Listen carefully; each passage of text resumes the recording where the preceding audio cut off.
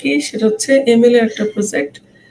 তো এটার যে একেবারে বেসিক একটা অ্যালগরিদম নিয়ে কাজ করা, কি জাস্ট একটা ডেটা সেট, মানে রিয়েল একটা পাবলিক ডেটা সেটকে হ্যান্ডেল করার প্রসেসটা আমরা শিখবো, বেসিক্যালি অ্যানালাইসিস করা। হ্যাঁ, মানে তোমার ডেটা সায়েন্স বলো, মেশিন লার্নিং এর বলো, একেবারে ফার্স্ট যে অ্যালগরিদম গুলো নিয়ে কাজ করা হয় তার মধ্যে হচ্ছে এই লিনিয়ার রিগ্রেশন হচ্ছে ওয়ান অফ দেম।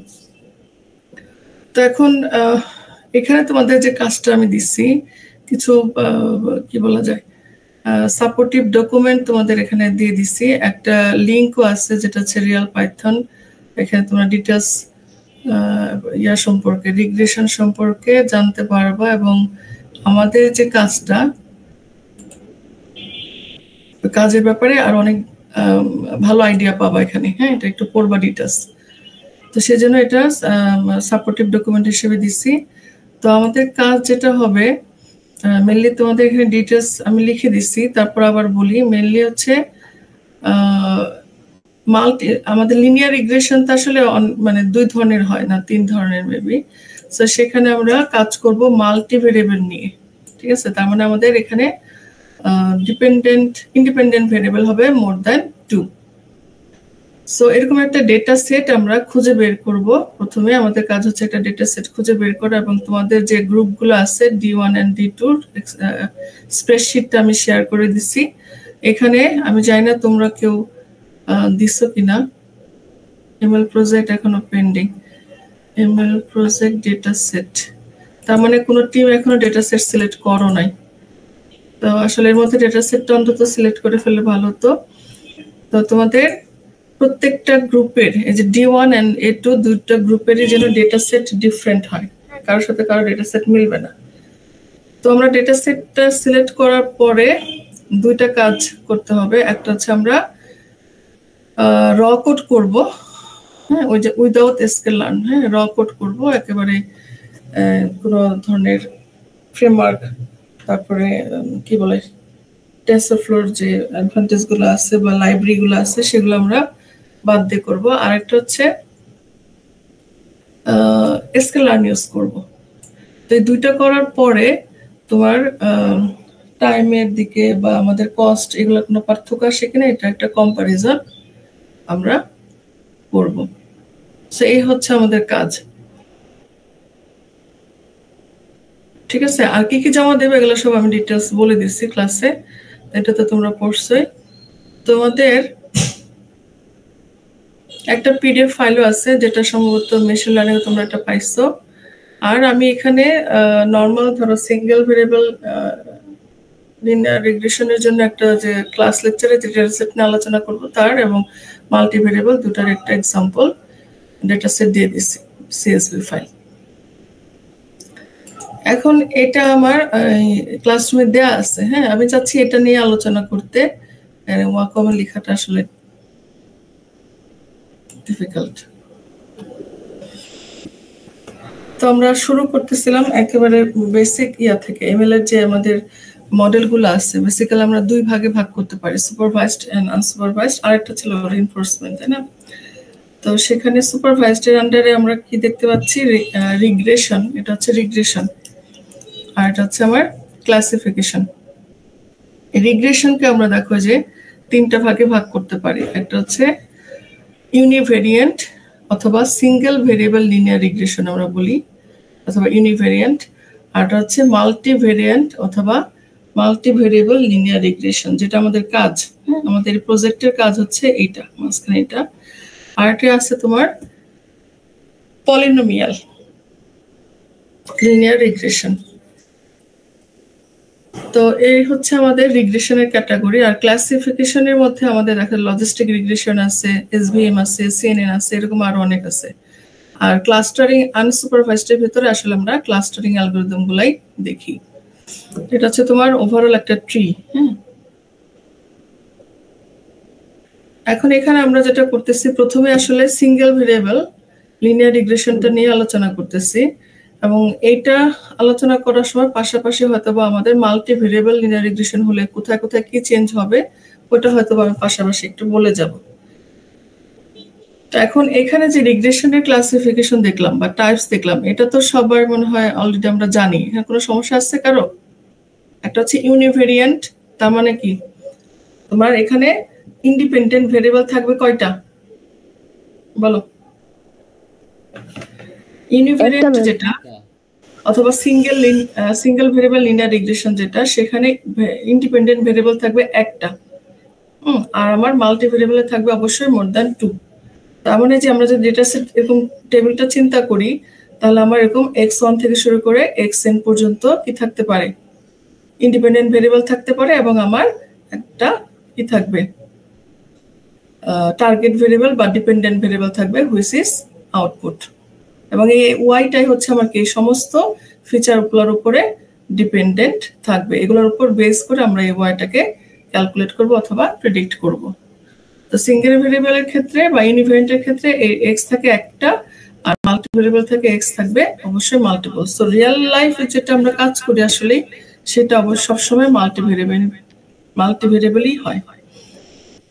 কিন্তু সিঙ্গেল ভেরিয়েবল লিনিয়ার রিগ্রেশনের যে অ্যালগরিদম স্টেপস আর মাল্টি ভেরিয়েবলেরও সেম স্টেপস, শুধুমাত্র কিছু কম্পিউটেশনের ভেতরে হয়তো প্যারামিটার বাড়বে কমবে এরকম।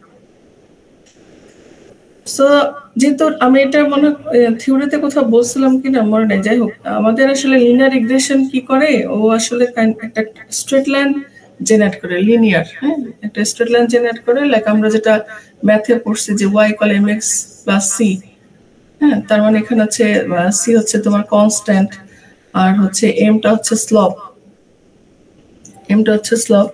তো আমরা এটাকে যদি ঘোরা এইভাবে সাজা লিখি, তাহলে হচ্ছে কনস্ট্যান্টটাকে আগে নিয়ে আসলাম আর mx পরে নিলে এটাকে জাস্ট কি করলাম, অর্গানাইজ করলাম, কারণ পরবর্তীতে প্রত্যেকটা প্যারামিটারের জন্য আমাদের প্রত্যেকটা ভেরিয়েবলের জন্য প্যারামিটার ধরতে হবে। তাহলে দেখো এখানে আমরা যখন ম্যাথের ক্ষেত্রে এই স্ট্রেট লাইন ইকুয়েশন নিয়ে কাজ করছি, তখন আমাদের কি হচ্ছে, এক্স এর বিভিন্ন মানের জন্য এই ওয়াই এর ডিফারেন্ট মান পাইছি না, তখন ওটা প্লট করলে এরকম একটা লাইন জেনারেট হয়েছে, তাই না? এখনো আমরা অনেকটা ওভাবে ক্যালকুলেট করব। তো প্রথমে তার জন্য আমরা একটা ডেটা সেট ক্যালকুলেট করতেছি, মানে সিঙ্গেল ভেরিয়েবল লিনিয়ার রিগ্রেশনে বা লিনিয়ার রিগ্রেশনের যে অ্যালগরিদমের স্টেপস গুলা, ফার্স্ট স্টেপ হচ্ছে আমাদের একটা ডেটা সেট কনসিডার করতে হবে। তো এই ক্ষেত্রে আমরা খুবই সিম্পল একটা ডেটা সেট চিন্তা করতেছি, লাইক এক্স অ্যান্ড ওয়াই, যেহেতু এটা সিঙ্গেল ভেরিয়েবল, সো আমার ওয়াই হচ্ছে আউটপুট বা ডিপেন্ডেন্ট ভেরিয়েবল, আর এক্স হচ্ছে আমার ইন্ডিপেন্ডেন্ট ভেরিয়েবল। তার ইন্ডিপেন্ডেন্ট ভেরিয়েবল মাত্র একটা। এখন আমরা এরকম একটা ডেটা সেট ধরলাম, লাইক তোমার 4টা স্যাম্পল পয়েন্ট। হ্যাঁ, তো এইটা দিয়ে আমরা কি করব, মডেলটাকে ট্রেন করব। তো ট্রেন করে আস্তে আস্তে আমার এই সি এন্ড তোমার এম এর ভ্যালু এরকম একটা জায়গায় যাবে, যখন তুমি আননোন একটা ইয়ার জন্য, টেস্টিং ভ্যালুর জন্য তুমি আউটপুটটা জেনে যাবা। তার মানে এক্স এর ভ্যালু সাপোজ তোমার 11 দিলাম, তখন আউটপুট ওয়াই কত আসবে সেটা আমার মডেল প্রেডিক্ট করে দিতে পারবে। বোঝা গেছে কি? এই যে বেসিক কথাটুকু বললাম, এটা কি বুঝছো কিনা সবাই? এখন পার্থক্যটা দেখি। আমি এতক্ষণ পর্যন্ত সিঙ্গেল ভেরিয়েবলটা বলছি যে একটা এক্স আছে, ইন্ডিপেন্ডেন্ট আছে, তার উপর ভিত্তি করে ওয়াই আমার কি হচ্ছে, ক্যালকুলেট হচ্ছে বা ট্রেন হচ্ছে। তো হতে হতে এমন একটা পয়েন্টে যাবে যখন আমার এম, স্লপ এন্ড সি, এগুলো আসলে এখন স্লপ সি বলতেছি, কনস্ট্যান্ট বলতেছি, বাট পরবর্তীতে এগুলো প্যারামিটার আসবে। তো এই দুটো এমন অবস্থায় চলে যাবে, যেটা তোমাদের নিউরাল নেটওয়ার্কে আমি ইয়েতে দেখাইলাম, হ্যাঁ, কিসে, ব্যাক প্রপাগেশন এবং পারসেপ্ট্রনে, যে লার্ন হতে হতে আমরা একটা জায়গা চলে যাবে, এরপর আননোন প্যাটার্ন আসলে সে প্রেডিক্ট করে দিতে পারে। তো এখানেও সেম হচ্ছে। পাশাপাশি আমি তোমাদের নিচে যেটা দেখাতে যাচ্ছি, এটা হচ্ছে আমার in case of multi variable. হ্যাঁ, দেখো এখানে ছিল আমার এক্স আর এখানে হচ্ছে আমার এক্স এন, এন্ড আমার ওয়াইটা ডিপেন্ড করতেছে আমার এন সংখ্যক ফিচারের উপরে বা এন সংখ্যক ইন্ডিপেন্ডেন্ট ভেরিয়েবলের উপরে। তো আসলে আমাদের যে টার্গেট, হ্যাঁ, আমাদের এই ডাটা পয়েন্ট গুলাকে এমন ভাবে প্লট করতে হবে যাতে কি হয়, তোমার প্রেডিক্টেড যে ডাটা পয়েন্টের যে লাইন এবং আমার যে অ্যাকচুয়াল ডাটা পয়েন্টের লাইন, সেই দুটো যেন কি হয়, মোস্টলি অ্যালাইন হয়, মানে একটা একটার উপরে পড়ে, খুব কাছাকাছি হয়, এর বা লস যেন কম হয়। কিন্তু আসলে রিয়েলিটিতে একদম এক্স্যাক্টলি সেম তো হবে না, তাই না? পার্থক্য থাকবেই। তো যত বেশি অ্যালাইন হবে, লাইন দুটো একটা একটাকে ক্রস করবে, তত আমাদের ওই যে কস্ট কম হবে, লস কম হবে। স্টেপ 2, তোমরা এইভাবেই মনে হয় পড়ছো মেশিন লার্নিং এ। স্টেপ 2 হচ্ছে প্যারামিটার ইনিশিয়ালাইজেশন। দেখো যে পারসেপ্ট্রন আর ব্যাক প্রপোর্শন নিউরাল নেটওয়ার্কে আমরা এরকম প্রথমেই কি করছিলাম, ইনিশিয়ালাইজেশন করছিলাম, তারপরে মডেল অ্যাক্টিভ করছিলাম। তো এখানে আমরা প্রথমে ডেটা সেটটাকে ধরে নিলাম যে ডেটা সেট নিয়ে কাজ করব, আর দ্বিতীয় স্টেপে চলে গেছে হচ্ছে প্যারামিটার ইনিশিয়ালাইজেশন। এখন ডেটা সেটের উপর ডিপেন্ড করবে যে তোমার প্যারামিটার কি হবে, ঠিক আছে, যে নাম্বার অফ প্যারামিটারস কয়টা হবে। এখানে দেখো একটা আমরা ফর্মুলার মতো লিখে রাখছি, একটু খেয়াল করো, যে নাম্বার অফ প্যারামিটারস হবে হচ্ছে তোমার 1 প্লাস নাম্বার অফ ফিচার্স। দেখতেছো? সো 1টা কি, 1 হচ্ছে আমার বেস, কাইন্ড অফ কনস্ট্যান্ট, যেটা আমাদের যে ইকুয়েশনের মধ্যে আছে, হ্যাঁ, y = mx + c, অথবা অর্গানাইজ মানে রিঅর্ডার করে লিখলে y = c + mx। তো বেসের জন্য একটা প্যারামিটার, আর নাম্বার অফ ফিচার্স যতগুলো থাকবে তোমার, তার জন্য প্যারামিটারও ততগুলো হবে। সো আমাদের এখানে যেই ডাটা সেটটা নিয়ে শুরু করছে, সেখানে নাম্বার অফ এক্স কয়টা, ফিচার্স কয়টা আমাদের? যারা ক্লাসে আসো একটু মনোযোগ দিয়ে শোনো, এটা আজকে তো শেষ ক্লাস, আর কোনো বোঝানোর কিছু নাই, এরপর একটা তোমরা প্রেজেন্টেশন দিলেই ডান। আবার বলি, আমরা যে ডেটা সেটটা নিয়ে কাজ করব সবসময়, সেই ডেটা সেটের উপর নির্ভর করবে যে আসলে আমার ওটার জন্য কতগুলো প্যারামিটারস লাগবে। তো নাম্বার অফ প্যারামিটারস আসলে আমরা একটা ফর্মুলার মতো চিন্তা করতে পারি, সেটা হচ্ছে 1 প্লাস নাম্বার অফ ফিচার্স। 1টা কি, 1 হচ্ছে আমাদের যে কনস্ট্যান্ট ভ্যালুটা ছিল সি, আমরা এটাকে আরেকটা অল্টারনেটিভ নাম বলে থাকি বেস। বেসের জন্য তোমার একটা প্যারামিটার মাস্ট লাগবেই, যে সির জন্য, আর হবে যতগুলা ফিচার্স থাকবে তার জন্য। তার মানে এখানে দেখো আসলে সি আর এম, তাই না? সি আর এম এর ভ্যালুর জন্যই আমরা প্যারামিটার ধরতেছি, কারণ এদেরকে আমরা আসলে ট্রেন করব, লার্ন করাবো। তো আমরা যে ডেটা সেটটা একটু আগে করলাম, এখানে ধরছিলাম, সেখানে আমাদের ফিচার কয়টা ছিল? 4টা। এটা তো স্যাম্পল পয়েন্ট, ফিচার কয়টা জাহিদ? 2টা। কি বুঝতেছো? এক্স আর ওয়াই। দেখছো? তাহলে এতক্ষণ কি বললাম? আল্লাহ, একটু মনোযোগ দিয়ে শোনো, নয়তো তোমরা আবার এই যে প্রেজেন্টেশনে ভুল করবা। দেখো, এইটা হচ্ছে আমার ফিচার, ইনপুট ফিচার, এটা হচ্ছে আমার আউটপুট। ইনপুট ফিচারটাকে আমরা কি বলি? Independent variable. আর টার্গেট ভেরিয়েবল যেটা, সেটা হচ্ছে কি ডিপেন্ডেন্ট ভেরিয়েবল। এই ওয়াইটা কার উপর নির্ভর করতেছে? এক্স এর উপর না? তাহলে এই ইকুয়েশনটা দেখো, y = mx + c। এখানে আমি এই ইকুয়েশনে যদি x এর বিভিন্ন মান বসাই, যে 2, 4, 6, 7 বসাই, তাহলে তুমি y এর জন্য 4টা মান পাবে না? জি। তাহলে এখন y তুমি এখানে, যেহেতু তোমার কি linear regression stage supervise learning, এখানে তুমি এটা হচ্ছে কি ডিজায়ার আউটপুট, বা তোমার যেটা একটা এক্সপেক্ট করতেছো মডেলের থেকে আসার কথা, সেটা হচ্ছে এইটা লেভেলটা। আমরা বলি না সুপারভাইজ লার্নিং এর লেভেলটা দিয়ে দিই, আর এগুলো হচ্ছে আমার ইন্ডিপেন্ডেন্ট ভেরিয়েবল। আর মডেলে যখন আমি ট্রেন করব, তখন মডেল থেকে আরেকটা আউটপুট বের হবে, সেটা আমরা পরের স্টেপে দেখব। তো এখানে এক্স আমার ইন্ডিপেন্ডেন্ট ভেরিয়েবল হচ্ছে একটাই, সেটা হচ্ছে এক্স, অথবা আমার ইনপুট ফিচার হচ্ছে একটাই, সেটা হচ্ছে এক্স। কিন্তু যদি আমার একটা মাল্টি ভেরিয়েবল হতো, তাহলে তখন তোমার কি হতো? এন সংখ্যক ইনপুট ফিচার অথবা ইন্ডিপেন্ডেন্ট ভেরিয়েবল থাকতে পারে, কিন্তু স্টিল টার্গেট ভেরিয়েবল কি হবে? সে এই ইন্ডিপেন্ডেন্ট যতগুলাই থাকুক, 100টা, 10টা বা 50টা যাই থাকুক, তাদের সবার উপরে ডিপেন্ড হয়ে এই ওয়াইটা ক্যালকুলেট হবে।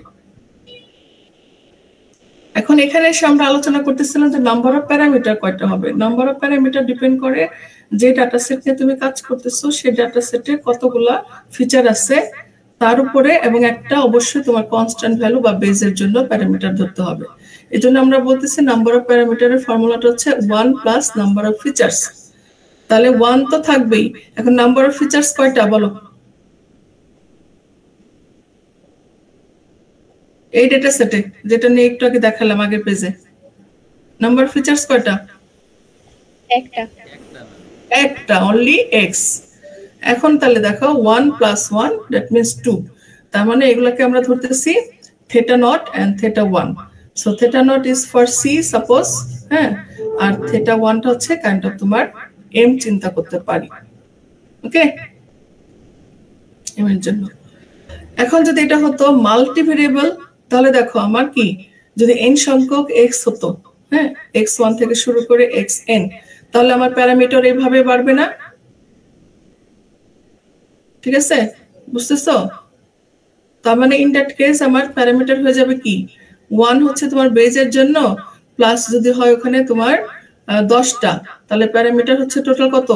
11। বুঝো নাই? এখনো বোঝো নাই? আশরাফি, জাহিদ, রায়ান? জি ম্যাম বুঝছি। Yes ma'am. Rayan clear?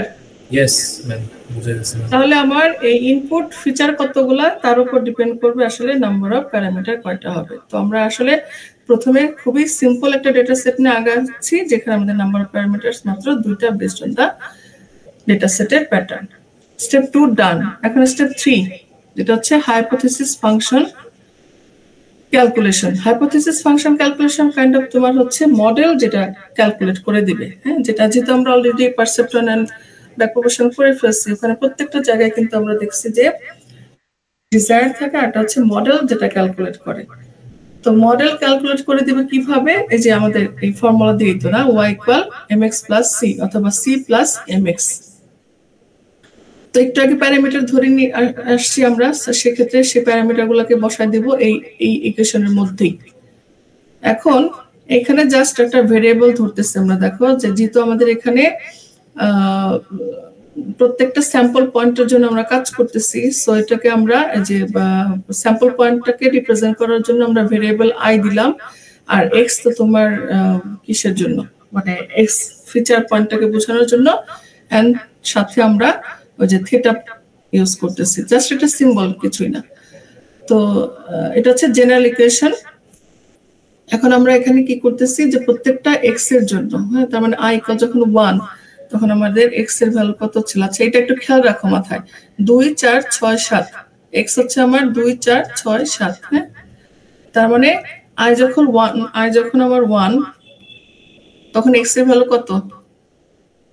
2। I যখন আমার 2, তখন এক্স এর ভ্যালু কত? 4, তাই না? ডাটা সেট থেকে বলতেছি। আই যখন 3, এক্স এর ভ্যালু কত? 6। আই যখন 4, এক্স এর ভ্যালু 7 ছিল। ঠিক আছে, দেখো এখানে যে 1 2 3 4 চারটা স্যাম্পল পয়েন্ট ছিল এই ডেটা সেটে। যদি আরো বেশি থাকতো তাহলে i = 5 দিয়ে আমাদের ওই ডেটা পয়েন্টের ভ্যালুটা বসে যেত। এখন জাস্ট এই ইকুয়েশনের মধ্যে আমরা ভ্যালুগুলো বসাই একটা কি পেলাম, মডেল একটা অ্যাকচুয়াল আউটপুট জেনারেট করে দিচ্ছে। তাহলে থিটা নটের ভ্যালু যেখানে তো আমরা ধরে আসছি, প্রথমে ইনিশিয়ালি আমরা থিটা নট এন্ড থিটা 1 এর ভ্যালু কি করছি, ইনিশিয়ালাইজ করছি, মানে অ্যাজিউম করে নিচ্ছি। এখানে দেখো যে এই যে থিটা নট প্যারামিটার, যেগুলা প্যারামিটারের ভ্যালুগুলো আমরা কিভাবে ধরছি 1 and 2। দেখো এই যে তোমাদের একটা কথা বলছিলাম না, লার্নিং রেট আলফা ভ্যালু ধরার ক্ষেত্রে সাধারণত ডেটা সেটের 100 ভাগের 1 ভাগ অথবা 1000 ভাগের 1 ভাগ, তেমনি থিটার ভ্যালু কত হবে, মানে প্যারামিটারের ভ্যালু কত হবে, সেটা আসলে আমাদের যে ডেটা সেটটা আছে ওই ডেটা সেটের রেঞ্জের মধ্যকার একটা ভ্যালু ধরলে তোমার কনভার্সটা তাড়াতাড়ি হবে। তো আমাদের ডেটা সেটে দেখো পয়েন্টটা কিরকম, 2 4 6 7, আমরা 1 আর 2 ধরছি, মানে ওই স্যাম্পল পয়েন্টের মধ্য থেকে একটা ভ্যালু ধরছি যাতে তাড়াতাড়ি কনভার্স হয়। এখন এখানে জাস্ট কি করছি আমরা, এই প্যারামিটারের ভ্যালুগুলো বসিয়ে দিয়ে জাস্ট ক্যালকুলেট করলাম। তাহলে আমাদের এক্স যখন আই যখন 1 এবং স্যাম্পল পয়েন্ট এক্স এর ভ্যালু যখন 2, ডেটা পয়েন্ট এক্স এর ভ্যালু যখন 2, তখন আমার যে ওয়াই প্রেডিক্টেড কত আসছে 5, তাই না? ওয়াই প্রেডিক্টেড মানে হচ্ছে তোমার থিটা এইচ থিটা, যেটা এইচ থিটা এটা আসছে আমার 5। এখন দেখো তো আগেরটা কত ছিল, 3, 5, 8, 10, আর আমরা পাইছি হচ্ছে 5, 9, 13, 15। তার মানে কি there are some loss or error, তাই না? শুনতেছো সবাই? হ্যালো, জি ম্যাম। তো আমরা কি করব, হাইপোথেসিস ফাংশন, তার মানে হাইপোথেসিস ফাংশন আমরা কি করতেছি, আউটপুটটা জেনারেট করতেছি ইউজিং দা মডেল। মডেলের যে ইকুয়েশন আছে সেই ইকুয়েশনের মাধ্যমে আমরা ক্যালকুলেট করে যেটা পেলাম। আর অলরেডি যখন আমরা ডেটা সেটটা ট্রেন দিচ্ছিলাম তখন আমাদের কি ছিল, এই একটা ডিজায়ার আউটপুট দেওয়া ছিল, মানে আউটপুট লেভেলটা দেওয়া ছিল। সো যেহেতু দুইটা আমার হাতে আছে, এখন আসলে আমরা দুটার ভিতরে ডিফারেন্সটা বের করতে পারবো, that is cost function. In this case linear রিগ্রেশনের ক্ষেত্রে আমরা বলতেছি আসলে কস্ট ফাংশন। তো কস্ট ফাংশনটা দেখো এখানে আমরা কি করতেছি, যে যেটা ক্যালকুলেট করে পেলাম, মডেল যেটা ক্যালকুলেট করে পেলাম h theta x for each sample point of the data set i, সেখান থেকে আমরা ওই যে আমাদের যেটা ডেটা সেটের সাথে ছিল সেটাকে আমরা ডিডাক্ট করলাম, এবং এই ক্ষেত্রে আমাদের স্যাম্পল পয়েন্ট i দিয়ে রিপ্রেজেন্ট করতে হবে, কারণ অবশ্যই ডেটা সেটে তোমার মাল্টিপল স্যাম্পল পয়েন্ট থাকবে। তোমরা যখন একটা রিয়েল ডেটা সেট নিয়ে কাজ করবা, দেখবা যে হয়তো প্রেজেন্টেশনের সময় আমি তোমাদেরকে প্রশ্ন করতে পারি যে হ্যাঁ তোমার ডেটা সেটে টোটাল কত ছিল, ইন্ডিপেন্ডেন্ট ভেরিয়েবল কতগুলা ছিল, তারপরে তোমার স্যাম্পল পয়েন্ট কতগুলা ছিল, তারপরে তোমার ডেটা সেটের ফিচারগুলোর প্যাটার্ন কেমন ছিল, তোমার এগুলা কি নিউমেরিক ডেটা নাকি অন্য কোনো ডেটা টাইপ, তারপরে ডেটা সেটে কোনো মিসিং ভ্যালু ছিল কিনা, এ ধরনের প্রশ্ন থাকতে পারে। এটাই স্বাভাবিক, এটাই হবে। রিয়েল ডেটা সেটে আসলে অনেক কিছু থাকে যেটাকে তোমাদের প্রি প্রসেস করে নিতে হয়, ডেটা সেট নর্মালাইজ করে নিতে হয়, অথবা অনেক সময় একটা ডেটা সেটে যদি মাল্টি টাইপ অফ ডেটা থাকে, হ্যাঁ, সেগুলোকে হয়তো বা প্রসেসিং এর সুবিধার্থে কি করতে হয়, সেম টাইপে কনভার্ট করে নেওয়া লাগে। কিছু যে এনকোডার আছে এগুলো দিয়ে কনভার্ট করা যায়। তো তোমরা এগুলো মনে হয় অলরেডি করে ফেলছো মেলে, আশা করি সমস্যা হবে না। তো এটা মাঝখানে বললাম কারণ যে এটা যখন প্রেজেন্টেশন হবে আসলে এই ধরনের কোশ্চেন গুলাই আমরা বেশি করি। সো কস্ট ফাংশনটা কি, এটা হচ্ছে আমার 4 নম্বর স্টেপ। আমরা এখানে ওই যে মডেল যেটা দিল এবং আমার যেটা ডেটা সেটের সাথে ছিল দুটো পার্থক্য বের করলাম, এবং আমার এটা আসলে অ্যাভারেজ বের করার জন্য, হ্যাঁ, কাইন্ড অফ এরর বা লস, তো এটাকে অ্যাভারেজ বের করা হচ্ছে। পরে আমাদের এই যে 1/2 ইন্টু m, যেটা এই 2 আর এই 2টা আসলে ক্যান্সেল হয়ে যায়, হ্যাঁ। আর এখানে একটা বিষয় যেটা আমি তোমাদের থিওরিতে বলছিলাম কিনা, যে আমার দেখা গেল হাইপোথেসিস ফাংশন যেই ক্যালকুলেশনটা করছে, মানে ও যে ডাটা পয়েন্ট গুলো আমাদের দিচ্ছে, কত যেন ছিল 5, 9, 13, 15, আর এখানে ছিল 3, 5, 8, 10। সো এগুলোকে প্লট করলে দেখা গেল যে কোন একটা পয়েন্ট, ডেটা পয়েন্ট তোমার এদিকে পজিটিভ সাইডে পড়ছে, কোন একটা ডেটা পয়েন্ট নেগেটিভ সাইডে পড়ছে। সো এগুলো আমাদের তখন ডিফারেন্সটা ক্যালকুলেট করলে কখনো নেগেটিভ আসতে পারে, কখনো পজিটিভ আসতে পারে। সো আলটিমেটলি আমরা এই যে ক্যালকুলেশনের ইয়ার জন্য আমরা তো আসলে এররকে কখনো নেগেটিভ রাখবো না, আমরা আসলে স্কোয়ার করার কারণে এটা কি হয়ে যাবে, পজিটিভই হয়ে যাবে। আরেকটা করা যায়, আমরা অনেক সময় যে অ্যাবসলিউট ভ্যালু নেই, তাই না, অ্যাবসলিউট ভ্যালু নেই, কিন্তু এক্ষেত্রে আসলে আমাদের যেহেতু পরবর্তীতে ডিরাইভেশন আছে, এরর গ্রেডিয়েন্ট ডিসেন্টে গিয়ে ডিরাইভেশন করতে হবে, তোমাদের আমি বিপিএনএন এটা পড়াইছি, তখন এই অ্যাবসলিউট ভ্যালু নিয়ে কাজ করলে এটা ডিফিকাল্ট, হ্যাঁ, যার জন্য আসলে আমরা অ্যাবসলিউট ভ্যালুটা করতেছি না, আমরা এই যে রুট মিন স্কোয়ারটাই ইউজ করতেছি।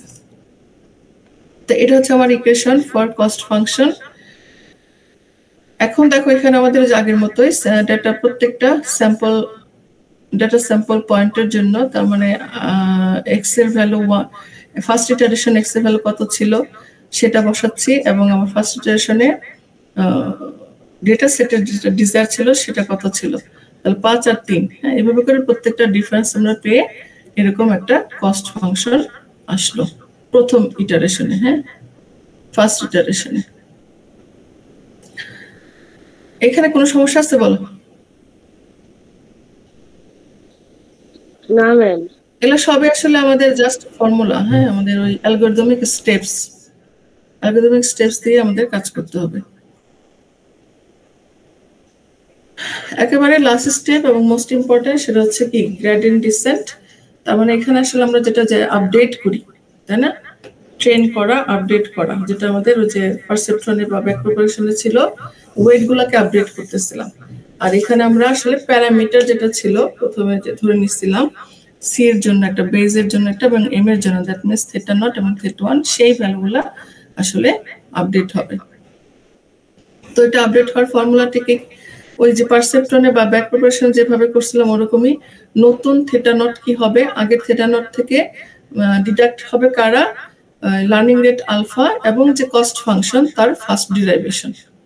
তার মানে মনে আছে আশরাফি, আমি লাস্ট ক্লাসে তো তোমাদের পড়ালাম মনে হয় যে rate of change of activation function used, তাই না, multiplied by the error. So ওখানে দেখো যে কস্ট ফাংশনটা আমরা পাচ্ছি স্টেপ 4 এ, তাকে আমরা ডেরিভেটিভ বের করতেছি, তার সাথে কিন্তু মাল্টিপল হচ্ছে কে লার্নিং রেট। সো কাছাকাছি আসছে, তোমার ডেফিনিশনের কাছাকাছি আসছে। সো একই রকমই তোমরা যদি নিউরাল নেটওয়ার্কের ফর্মুলাগুলো ওগুলো ঠিকমতো ক্যাপচার করতে পারো, দেখবা যে এইখানেও মেশিন লার্নিং এর অ্যালগরিদম গুলোতেও সেম। তো প্রথমটাতে আমাদের জন্য কি ছিল, এটা ছিল বেস অথবা সি এর জন্য, তাই না, থিটা নট, যার জন্য এখানে কোনো এক্স এর বিষয় নাই। কিন্তু থিটা ওয়ান যেটা, থিটা ওয়ান কি ছিল, এক মিনিট আব্বা, আসসালামু আলাইকুম। হ্যাঁ আব্বা, আমি নাস্তা করে ক্লাস নিতেছি অনলাইনে।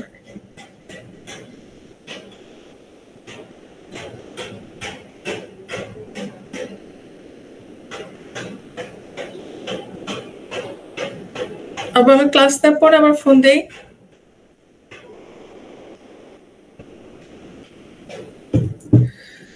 তো থিটা ওয়ানটা কি ছিল মনে আছে? কোথায় লিখবো? আমাদের y ইকুয়াল হচ্ছে কি ছিল, c প্লাস mx ছিল না? তাহলে c কি, c হচ্ছে আমার থিটা নট, আর থিটা ওয়ান কি ছিল, m না? তাহলে m এর সাথে কি আছে, একটা ডেটা পয়েন্ট মানে x আছে না?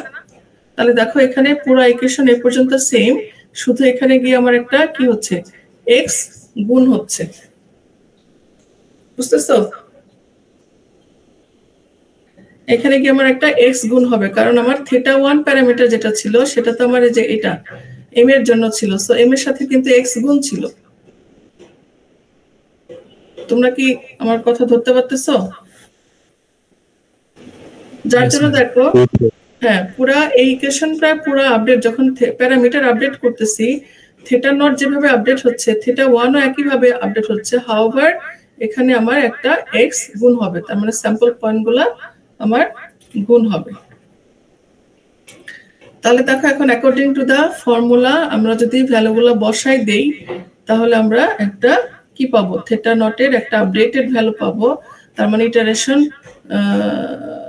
p+1 এর জন্য, হ্যাঁ, তার মানে সেকেন্ড ইটারেশনের জন্য একটা আপডেটেড ভ্যালু পাবো, যেটা দিয়ে তোমার সেকেন্ড ইটারেশনে গিয়ে আমার মডেলটা ট্রেন হবে।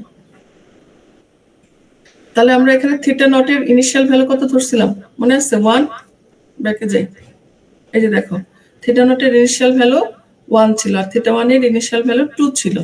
এই যে আমরা প্যারামিটার ইনিশিয়ালাইজেশন করে নিছিলাম। তাহলে আমরা এখানে থিটা নটের ইনিশিয়াল ভ্যালু বসালাম হচ্ছে 1, আর এখানে দেখো লার্নিং রেটের ভ্যালু আমরা 0.01। হ্যাঁ, কিভাবে আসছে, আমাদের যে ডেটা সেটটা বলতে গেলে তোমাদের বলছিলাম না যে সাধারণত ডেটা সেটের 100 ভাগের 1 ভাগ অথবা 1000 ভাগের 1 ভাগ। আমাদের ডেটা সেটটা যেটা ছিল খুবই সিম্পল একটা ডেটা সেট ছিল, তোমার 2, 4, 6, 7 এরকম একটা কিছু। সেখানে 0.01 এবং আমাদের পরবর্তীতে এম যেটা, এম কি বলতো, এম কেন 4 কে বলতে পারবা? চারটা পয়েন্ট ছিল, 4টা স্যাম্পল পয়েন্ট ছিল, তাই না? গুড। এই যে 2 4 6 7 মানে ডেটা পয়েন্ট অথবা স্যাম্পল পয়েন্ট যেটাই বলি। আমাদের যে ডেটা সেটটা নিয়ে কাজ করতেছি সেখানে আমার স্যাম্পল পয়েন্ট অথবা ডেটা পয়েন্ট ছিল মাত্র 4টা। দ্যাটস ওয়াই আমার এখানে m এর ভ্যালু 4 আসছে, কিন্তু আমার যদি আরো বেশি থাকতো তাহলে সে অনুযায়ী ওই ভ্যালুটাই বসবে। আর ভেতরে যেটা আছে আগের মতোই, এটাকে যদি আমরা কস্ট ফাংশনটাকে ডিরাইভ করে আসলে বেসিক্যালি কি ওই যে তোমার একটু আগে যেটা আমরা পেয়ে আসছিলাম এই যেটাই তো এই ইকুয়েশনটা, হ্যাঁ এই ইকুয়েশনটা বসবে। সেখান থেকে দেখো এখন এই যে 2 আর 9, হ্যাঁ 2 2 কাটা হয়ে এখানে আলফা বাই m হয়েছে। এখানে একটা 2 ছিল না, এই যে 2 আর এখানে একটা 2 ছিল, এটাকে ডেরিভেশনের পর 2 2 কাটা কাটে গিয়ে আমাদের কি থাকবে, শুধু m থাকবে। তো সেই অনুযায়ী মান বসা দিচ্ছে। আর এখানে x এর প্রত্যেকটা ইটারেশনের পয়েন্ট, যেমন ফার্স্ট ইটারেশন x এর ভ্যালু 5 ছিল আর লেভেল ছিল 3, পরেরটা হচ্ছে 9 5, এভাবে করে পার্থক্যগুলো বের করে আমরা দেখলাম এখানে 0.96 আসছে। তার মানে থিটা নট যেটা ছিল ফর সি অথবা বেস ভ্যালুর জন্য ইনিশিয়ালি ছিল আমার 1, বাট এটা আমার আপডেট হয়ে কত হলো 0.96 কমে আসছে। আর এইখানে যেটা আমি ফিগারটা এঁকে রাখছি এটা আমি তোমাদের অলরেডি ক্লাসে বুঝাইছি। এটা আসলে কি কি ছিল, গ্রাফটা হচ্ছে থিটা ভার্সাস কি জে থিটা, তার মানে কি কস্ট। তার মানে আমার অপটিমাল কস্টে পৌঁছানোর যে বিষয়টা, তার মানে আমার লার্নিং রেটটা কেমন হবে। এই ডায়াগ্রামটা থিওরিতেও ছিল, যারা আমার সাথে থিওরি করছো তারা এই ডায়াগ্রামটা থিওরিতেও পাইছো যে আমরা চাই আসলে মডেলটা যেন এমন ভাবে ট্রেন হয়, তার মানে মডেল ট্রেন বা লার্ন হওয়ার স্টেপ সাইজটা এমন যেন হয় যাতে কি হয় এই অপটিমাল কস্টে আমার মডেল একটা সময় পৌঁছাতে পারে। আর যদি খুব বড় ধরি আমরা হয়তো তাড়াতাড়ি ট্রেন হয়ে যাবে, বাট আমার এই অপটিমাল কস্টটাকে জাম্প করে ফেলবে, যার জন্য আসলে লার্নিং রেটের ভ্যালুগুলো খুব ছোটই ধরা হয়। বেসিক্যালি খুব ছোট স্টেপ সাইজ খুব ছোট ধরেই আসলে ট্রেন করা হয়। হাউএভার রিয়েল লাইফে যে আমি এখন যতগুলো প্যারামিটার যা দেখাচ্ছি, রিয়েল লাইফে কিন্তু এগুলা আমরা কি করি, ট্রায়াল এন্ড এরর করি। ট্রায়াল এন্ড এরর করে করে দেখি যে আসলে কোনটাতে ভালো আসতেছে। এই জন্য দেখবো অনেক সময় আমরা 400 এর প্রশ্ন করি। ইভেন আমাদের এই এআই ল্যাবে আমি প্রেজেন্টেশন দেখার সময় প্রশ্ন করি যে লার্নিং রেট তুমি কি একটা ডে ট্রাই করছো নাকি অন্য কোনো লার্নিং রেট ধরে কাজ করে দেখছো কেমন আসে। তো গ্রেডিয়েন্ট ডিসেন্ট ক্যালকুলেশন কি বোঝা গেছে? একটা দেখাচ্ছি থিটা নট, থিটা 1টা আমাদের বাকি, থিটা 1 আমাদের একইভাবে আগাবে, শুধুমাত্র এখানে একটা x গুণ আছে বিকজ আমাদের m এর সাথে একটা x ছিল। তাহলে দেখো একই ফর্মুলা যে নতুন থিটা 1 কি হবে, আগের থিটা 1 থেকে আমার ইয়াটা লার্নিং রেট ডিডাক্ট হবে, সাথে তোমার কস্ট ফাংশনের ফার্স্ট ডেরিভেশন, আর আমাদের এখানে দিতে একটা স্যাম্পল ডেটা পয়েন্ট ছিল ওটা গুণ হয়ে যাবে। তো আমাদের ইনিশিয়াল থিটা 1 কত ছিল 2, লার্নিং রেটের ভ্যালু বসালাম, ডেটা পয়েন্ট m এর ভ্যালু বসালাম, এবং এগুলো তো আমার ইকুয়েশন অনুযায়ী হচ্ছে। এখন দেখো যে 5 - 3 * 2 আসতেছে, তার মানে কি x এর ইনিশিয়াল ভ্যালু, x এর ফার্স্ট ইটারেশনের ভ্যালুটা 2 4 6 7, তাই না? যে 2 4 6 7 প্রত্যেকটা x ভ্যালু তার করেসপন্ডিং পেয়ারের সাথে গুণ হয়ে যাচ্ছে। এভাবে করে আমরা আলটিমেটলি কি থিটা 1 একটা আপডেটেড ভ্যালু পেলাম, যেটা আগে ছিল 2, ইনিশিয়ালি আমরা 2 ধরছিলাম, পরবর্তীতে এটা কমে গিয়ে 1.7875 আসছে। তারপরে তার মানে হচ্ছে এর পরবর্তীতে যখন আমার মডেলটা ট্রেন হবে, আই মিন ওই যে কম্পিটিশন গুলো যখন আমরা করব, তখন আমরা থিটা নট এবং থিটা 1 এর ভ্যালু কত ধরবো, থিটা নট হবে 0.96 আর থিটা 1 হবে কত 1.78। এগুলা ধরে আমার স্টেপ কোথা থেকে রিপিট হবে, এই যে এখানে আসলে চেঞ্জ হয়ে যাচ্ছে প্যারামিটার গুলা, এবং এই স্টেপ গুলা এখান থেকে আবার ক্যালকুলেট হওয়া শুরু করবে। এভাবে ইটারেটিভলি চলবে কতক্ষণ পর্যন্ত, আনটিল উই কনভার্স। তার মানে হতে পারে যে আমার এক্সপেক্টেড একটা আউটপুট থাকবে যা এরকম পর্যায়ে গেলে আমরা অফ করব, অথবা আমাদের কোনো ডিজায়ার্ড নাম্বার অফ ইটারেশন থাকতে পারে যে আমার ডাটা সেটটা এত বড় ডাটা সেট, আমি এখানে 1000টা বা 2000টা ইটারেশন চালানোর পরে এটাকে স্টপ করে দিব। সো বিভিন্ন ভাবে আসলে লুপটাকে কন্ট্রোল করা যায়। তো এই হচ্ছে আমাদের কি লিনিয়ার রিগ্রেশনের বেসিক অ্যালগরিদমটা, হ্যাঁ, মানে বেসিক লিনিয়ার রিগ্রেশনের অ্যালগরিদমটা। এখন এখানে আমাদের অ্যাকর্ডিংলি চেঞ্জ হবে, যদিও আমি এখানে তোমাদের সিঙ্গেল ভেরিয়েবলটা দেখালাম, পাশাপাশি মাল্টি ভেরিয়েবলটাও তোমাদের একটু আইডিয়া দিয়ে গেছি। মাল্টি ভেরিয়েবলের ক্ষেত্রে আমাদের যেখানে যে পয়েন্টগুলো চেঞ্জ হবে সেটা হচ্ছে আমাদের প্রথমত প্যারামিটার চেঞ্জ হবে। যদি আমাদের প্যারামিটার হয় মানে তোমার ফিচারগুলো হয় 10টা, তাহলে প্যারামিটার হবে 10 + 1 11টা। আমাদের যদি হয় 10টা ফিচার, যখন আমরা ক্যালকুলেট করব তোমার এখানে তো তোমার প্রত্যেকটা ডেটা পয়েন্টের জন্য তার মানে এইচ থিটা 10 পর্যন্ত আসতে পারে যদি 10টা হয়। আবার আমাদের এখানেও তোমার থিটা 2, এখানে তো তোমার ক্যালকুলেশনটা রিফ্লেক্ট করবে। আর এটা হচ্ছে তোমার থিটা 1 এবং থিটা নট ক্যালকুলেশনের সময় আমাদের এই প্যারামিটারগুলোর রিফ্লেকশন থাকবে, মানে ফিচারগুলোর। তো এখন আমি একটু জানতে চাচ্ছি, তোমরা মেশিন লার্নিং এ তো এই স্টেপগুলোই পড়ছো নাকি ডিফারেন্ট কিছু?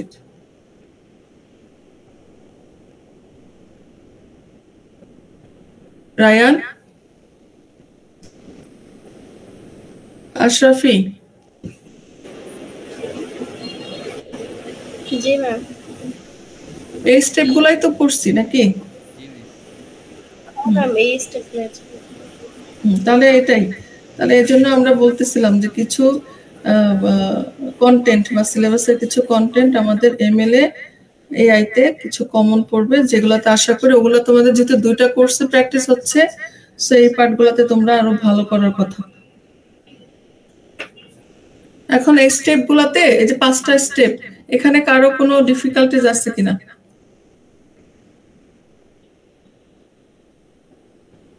রায়ান আছো? নাজিফা? জি ম্যাম আছে, সমস্যা নেই ম্যাম।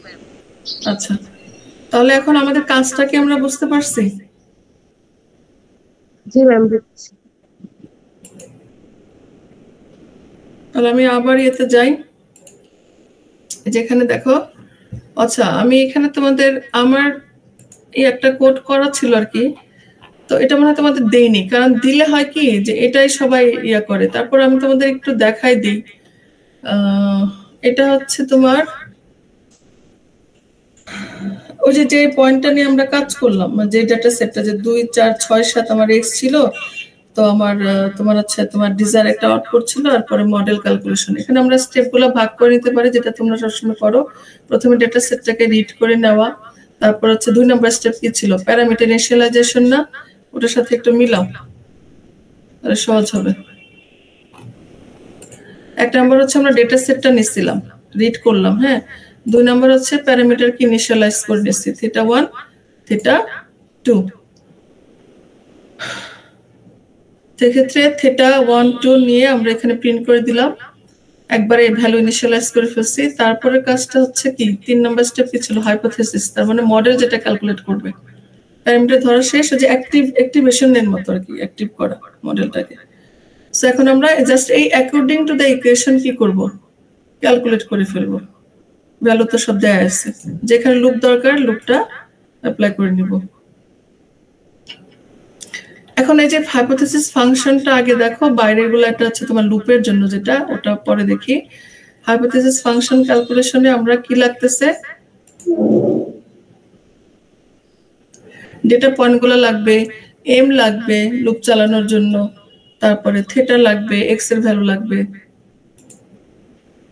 সো সেই অনুযায়ী দেখো আমরা এখানে এম এর ভ্যালু নিয়ে নিচ্ছি, তারপরে হচ্ছে ইনিশিয়ালি হাইপোথেসিস ফাংশনটাকে এমটি লিস্ট ধরে নিলাম, তারপর একটা লুপ চালিয়ে আমরা এই যে এর সাথে যে অ্যাপেন্ড একটা ফাংশন আছে না, ওটা দিয়ে তোমরা ভ্যালুগুলোকে অ্যাড করে দিতে পারবে। অ্যাপেন্ড কি করে, আগের ভ্যালুর সাথে গিয়ে অ্যাড করে দেয়। সো এখানে আমরা হাইপোথেসিস ফাংশন ক্যালকুলেট করার পরে দেন হচ্ছে কস্ট ফাংশন। আচ্ছা, এখানে এম ভ্যালুটা বের করার ক্ষেত্রে ওই আমাদের যে ডেটা সেট ছিল তার লেন্থ নেওয়া হয়েছে। তোমরা সরাসরি এটা ভাবে করলে ভালো হয়, কারণ তুমি যদি কোনো কারণে এখানে আমার এক্সট্রা বাড়ে, এখানে যদি এক্সটা আমি বাড়াই, রো নাম্বার অফ রো যদি বাড়াই, তার মানে স্যাম্পল যদি বাড়াই, তাহলে আমরা ওই কোডে এখানে আর কিছু করা লাগবে না, লেন্থ অনুযায়ী সেটা নিয়ে নিবে। আর যদি হয় সরাসরি তুমি একেবারে স্ট্যাটিক ভ্যালু দিয়ে দিলাম ইকুয়াল 4, তাহলে আবার তোমার খুঁজে খুঁজে এগুলো চেঞ্জ করা লাগবে। এগুলো তো তোমরা বোঝোই, অনেক জটিল জটিল কোড তোমরা করে ফেলছো এর মধ্যে প্রজেক্টে। আমি জাস্ট দেখাই দিচ্ছি। এটা এটা আমি তোমাদের ক্লাসরুমে দিছিলাম মনে হয় না, দিছিলাম কিনা, না ডেটা সেট দেওয়া হয়েছে বাট কোডটা দেওয়া হয়নি। দেন হচ্ছে কস্ট ফাংশন, যেটা ছিল 4 নম্বর না, যে থিটা কস্ট ফাংশনটা, তার মানে হচ্ছে আমার মডেল যেটা দিল হাইপোথেসিস ফাংশন, যেটা মডেল আমার ক্যালকুলেট করে দিচ্ছে সেটা, আর আমার হচ্ছে আমার ডেটা সেটের সাথে যেটা লেভেল ছিল, দুটো পার্থক্য। যে দেখো এইচ অফ আই থেকে আমরা ওয়াই অফ আইটাকে কি করতেছি, বিয়োগ দিতেছি, এবং যেটা আমরা এরর বা লসটা পেয়ে যাচ্ছি। এবং আমরা তো জানি এটা কি বলতো,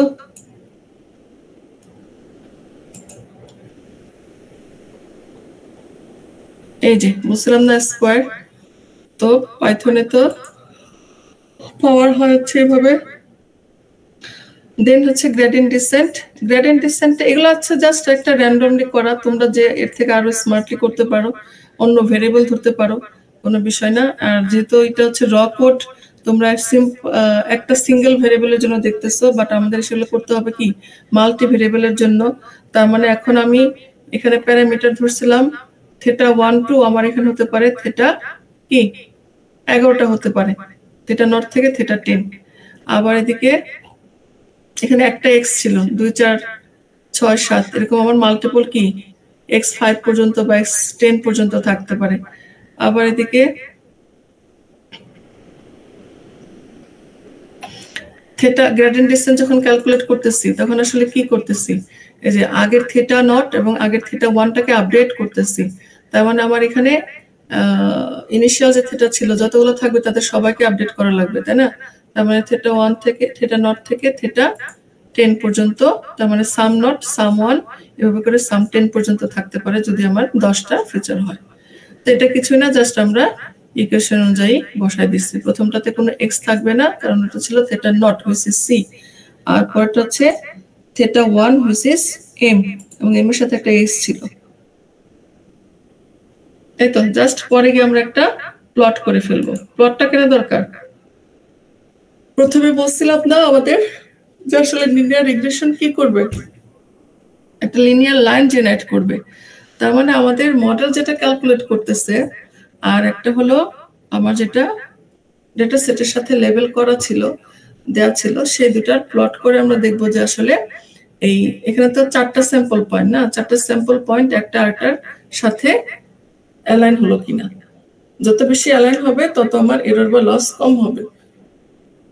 কিন্তু অ্যাকচুয়ালি আসলে কি এক্স্যাক্টলি তোমার দুটো লাইন সেম হয় না, কিছু না কিছু পার্থক্য থাকে। সো সেটাই আমরা এখানে দেখতে পাচ্ছি আউটপুটে, যে দুটার ভেতরে দুটা লাইন, দুটা ডেটা পয়েন্ট অনেকটা একদম ক্রস করছে বলা যায়, বাকি দুটা পয়েন্ট কিন্তু একটু পার্থক্য হয়েছে, একটা পজিটিভের দিকে একটা নেগেটিভের দিকে। সেইভাবে করে তোমরা আমার এখানে যেটা আছে প্রতিবারই আসলে প্রত্যেকটা কাজে প্রিন্ট করছি, যার জন্য তোমরা এখানে ইটারেশন অনুযায়ী প্রত্যেকটা কি পাবা, hypothesis function, cost function and updated parameter, প্রত্যেকবার প্যারামিটার গুলো আপডেট হচ্ছে। এবং সাধারণত এগুলো আমরা আপডেট করে কি করি, একটা পার্টিকুলার মিনিমাম থ্রেশহোল্ডে পৌঁছাই। ওই যে গ্রাফটা ছিল না আমাদের থেটা এন্ড জে থেটা, তার মানে কি থেটা ভার্সাস জে থেটা, থেটার সাথে থেটার ভ্যালুর সাথে আমাদের কস্ট ফাংশনটা কিভাবে চেঞ্জ হচ্ছে। তার মানে থেটার একটা মিনিমাম ভ্যালুতে, মানে একটা অপটিমাল ভ্যালুতে গিয়ে আমার যে থেটাটা কি হচ্ছে মিনিমাম হচ্ছে। তার মানে থ্রেশহোল্ড ভ্যালু একটা মিনিমাম লেভেলে গেলে হয়তো আমরা বলতে পারি যে হ্যাঁ আমি আর ইটারেশন করব না। তো সাধারণত এরকম থ্রেশহোল্ড ভ্যালুটা ধরো 0.05 নাকি 0.5 এরকম লেস দেন এরকম হলে আমরা একটা অপটিমাল থেটা চিন্তা করতে পারি। এখানে মনে হয় যে 0.5 এরকম আসছে, ঠিক আছে? সো এটা কি তাহলে তোমাদের আমি দিয়ে দিব, লাগবে?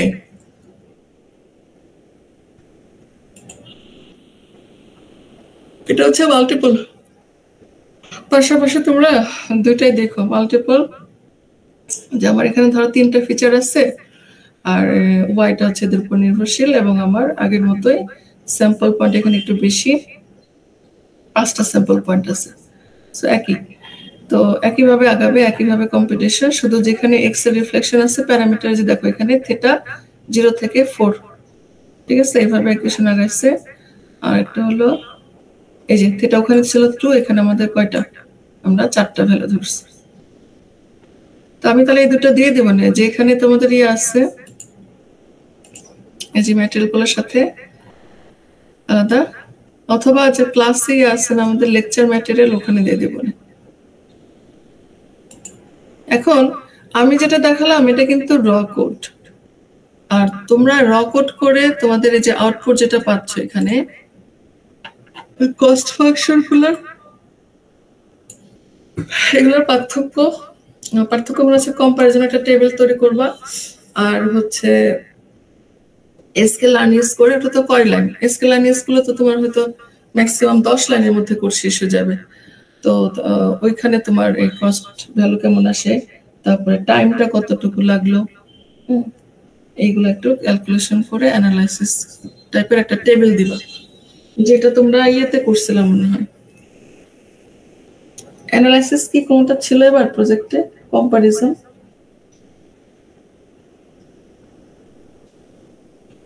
না, তোমরা তো এবার তোমরা এবার এ স্টার দিয়ে তো ইয়ে করছো, ওই যে স্মল ম্যাপ করছো, আমরা অ্যাড্রেস ম্যাপ করছো। তোমরা যদি মেজ করতা তাহলে ওই যে হাইপোথিসিস ফাংশন একবার ডায়াগোনাল ধরলে কি হয়, আর একবার হচ্ছে ম্যানহাটন ধরলে কি হয়, দুইটা ধরে আমরা একটা কম্পারিজন টেবিল দেখাতে পারি। তো এখন প্রবলেমটা কি সবার ক্লিয়ার হয়েছে?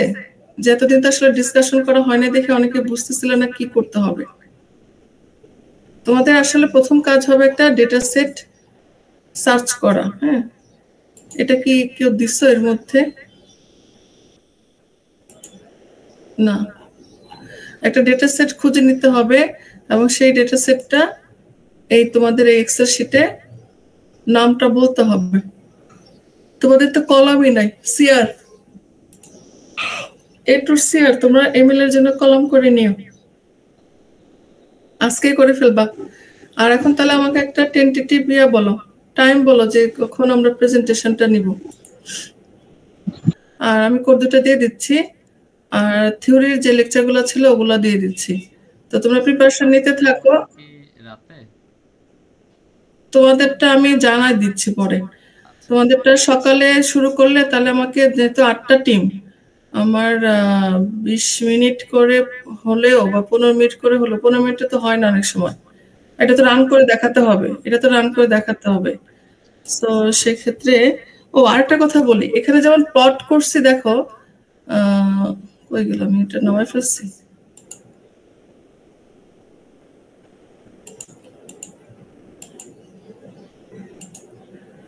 এখানে প্লটিংটা ছিল কি, যে আমরা তো লাইন আসলে ডেটা সেটে তেমন কিছু ছিলই না। হ্যাঁ, তো এখানে শুধুমাত্র একটা লাইন প্লট জেনারেট হয়েছে।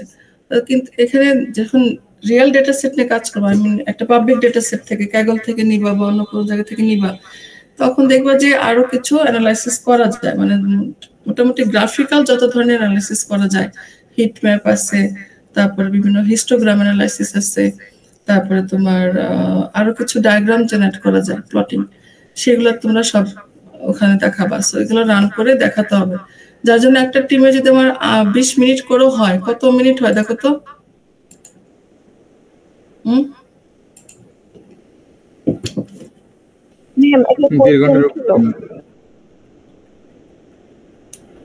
অনেক সময় লাগবে, অনেক।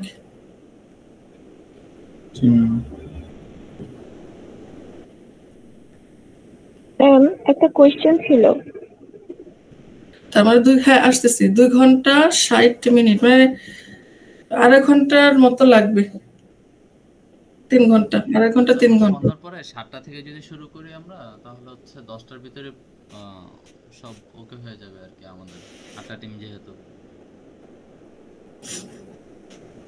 আমি এখনো বলতে পারতেছি না, ফ্রাইডে যদি আবার কোনো কিছু অ্যাপয়েন্টমেন্ট পড়ে যায়, এটার জন্য আমি হয়তো বা সকালে নিলে আমার 8:30 9টা এরপরে হবে না। হ্যাঁ জাহিদ, তোমাদের 8টা টিম, তো আমরা ক্যালকুলেট করে দেখলাম 3 ঘন্টা হাতে রাখতে হবে।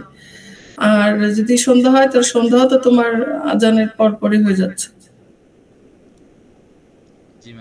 তোমরা দুটাই রাখো, যে সকালে হলে এরকম 8:30 থেকে 9টায় শুরু করব, আর সন্ধ্যা হলে এরকম মাগরিবের পরপরই।